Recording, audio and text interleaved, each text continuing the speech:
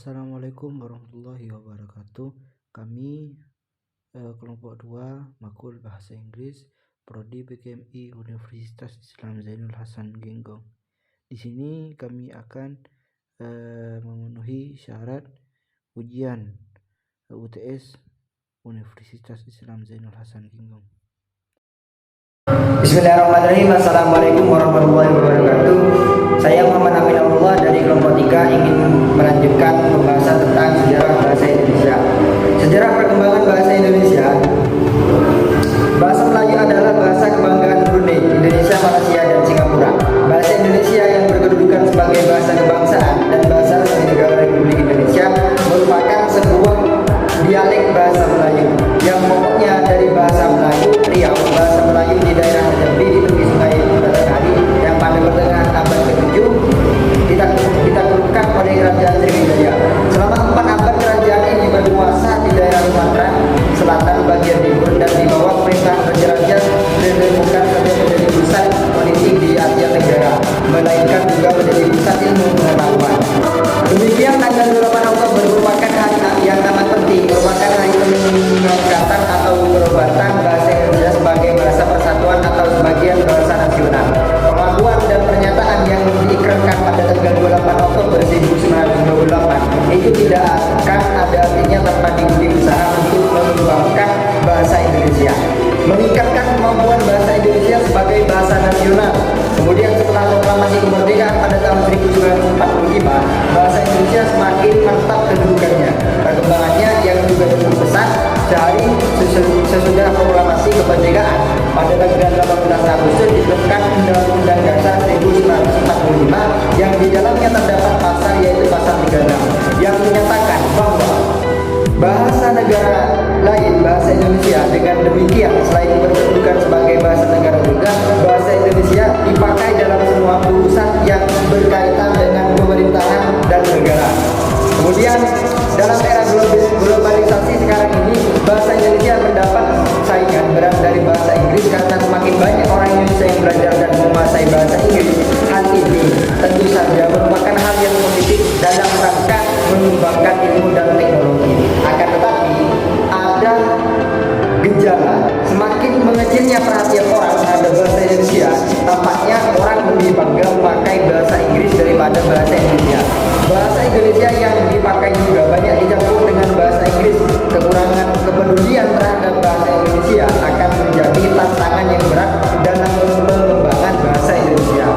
Kemudian melalui perjalanan sejarah yang panjang, bahasa Indonesia telah mencapai perkembangan yang luar biasa, baik dari segi jumlah penggunaannya maupun dari segi sistem tata bahasa dan kosakata serta maknanya. Sekarang bahasa Indonesia telah menjadi bahasa besar yang digunakan dan dipelajari tidak hanya di seluruh Indonesia, tapi juga di banyak negara. Bahkan kebersihan Indonesia dalam mengajarkan bahasa Indonesia kepada generasi muda telah dicatat sebagai prestasi dari segi peningkatan komunikasi antar warga negara Indonesia. Sekian dari saya. Wassalamualaikum warahmatullahi wabarakatuh. Assalamualaikum warahmatullahi wabarakatuh. Perkenalkan, nama saya Ma'afani Fadilah. Di sini saya sebagai presentator ketiga yang akan menerangkan tentang kedudukan dan fungsi bahasa Indonesia. Nah, apa sih itu kedudukan dan fungsi bahasa Indonesia? Di dalam kedudukannya sebagai bahasa nasional, bahasa Indonesia juga memiliki beberapa fungsi. Yang pertama yaitu sebagai lambang kebanggaan nasional, yang kedua sebagai identitas nasional, yang ketiga sebagai alat pemersatu berbagai macam suku bangsa, dan yang terakhir yaitu sebagai sebagai alat penghubung antar budaya dan antar daerah. Baik, kita akan bahas satu persatu. Apa sih itu sebagai lambang kebanggaan nasional? Sebagaimana yang kita ketahui bahwasanya tidak semua bangsa di dunia memiliki bahasa nasional yang dipakai secara luas dan dijunjung tinggi. Yang mana adanya sebuah bahasa yang dapat menyatukan perbedaan macam suku bangsa, dan itu merupakan sebuah kebanggaan terhadap kita sebagai bangsa Indonesia. Hal ini menunjukkan bahwasanya Indonesia dapat mengatasi perbedaan yang ada. Nah, fungsi bahasa Indonesia sebagai lambang kebanggaan nasional itu sendiri yaitu untuk mencerminkan nilai-nilai sosial budaya yang mendasari sebuah rasa kebanggaan. Yang kedua yaitu ada sebagai identitas nasional. Contohnya begini, ketika kita berkunjung ke negara lain dan kita menggunakan bahasa nasional kita yaitu bahasa Indonesia, tanpa kita jelaskan bahwa kita dari Indonesia, kita telah menunjukkan kita berasal dari mana. Mengapa begitu? Sebab bahasa yang kita gunakan itu merupakan identitas kita sebagai bangsa Indonesia.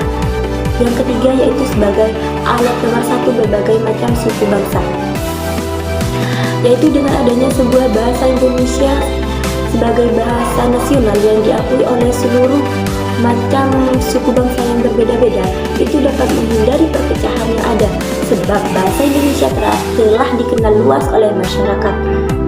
Contohnya begini, ketika kita menghadiri sebuah acara dan acara tersebut juga dihadiri oleh berbagai macam suku bangsa yang otomatis bahasanya berbeda-beda, agar kita menyampaikan sesuatu itu dapat dimengerti oleh seluruh yang hadir, kita dapat menggunakan bahasa nasional kita, dan itu dapat mempermudah kita dalam berkomunikasi meski kita berbeda dalam bahasa, namun kita satu dalam persaudaraan. Dan yang terakhir yaitu ada sebagai alat penghubung antar budaya dan antar daerah, yang mana bahasa Indonesia adalah merupakan bahasa satu-satunya bahasa yang telah memenuhi syarat sebagai alat pengembangan kebudayaan, sebagai ilmu pengetahuan dan juga teknologi, yang mana seperti kita ketahui tadi bahwa bahasa Indonesia telah dikenal luas oleh masyarakat Indonesia.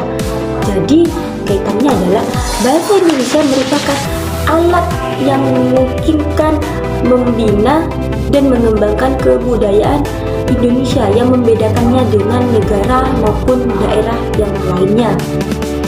Mungkin cukup sekian dari saya. Assalamualaikum warahmatullahi wabarakatuh. Assalamualaikum warahmatullahi wabarakatuh.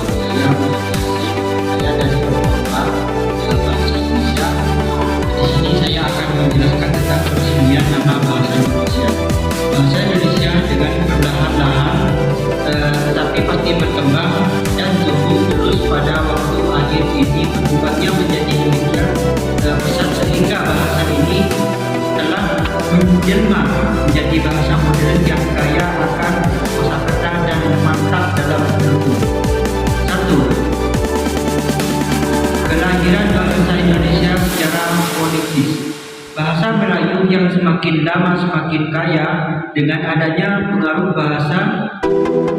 bahasa-bahasa lain tersebut sampai dengan menjelang akhir tahun 1928 secara resmi masih tetap bernama bahasa Melayu.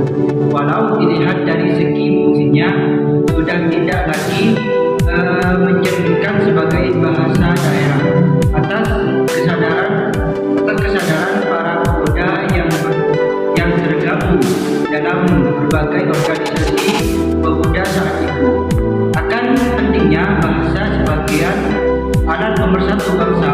Maka pada Kongres Pemuda di Jakarta tanggal 28 Oktober 1928 dijatuhkan dalam ikrar politik yang tersebut dengan nama Sumpah Pemuda.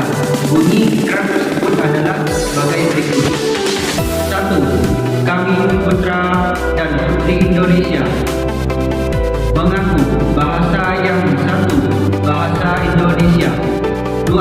Kami putra dan putri Indonesia mengaku bertanah air yang satu, tanah air Indonesia.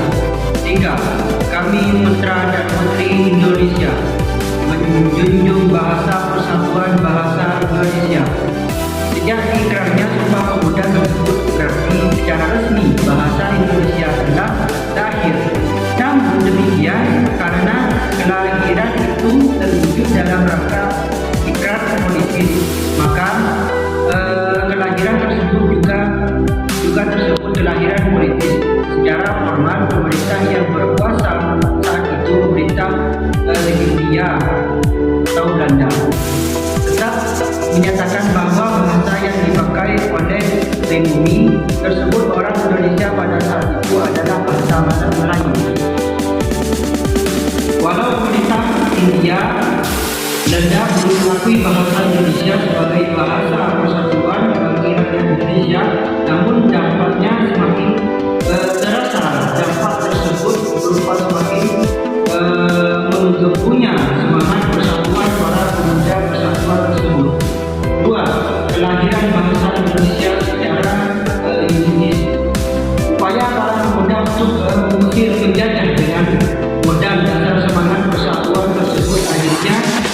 membuahkan hasil berupa kemerdekaan bangsa Indonesia yang diproklamasikan oleh Bung Karno dan pemerintah atas nama bangsa Indonesia pada tanggal 17 Agustus 1945, sehari kemudian yakni tanggal 18 Agustus 1945, Undang-Undang Dasar Negara Republik Indonesia tahun 1945 atau UUD 45 diundangkan secara salah satu dari pasal yang terdapat pada UUD 1945 tersebut, yakni bab 17 pasal 26 berbunyi bahasa Indonesia. Negara ialah bahasa Indonesia.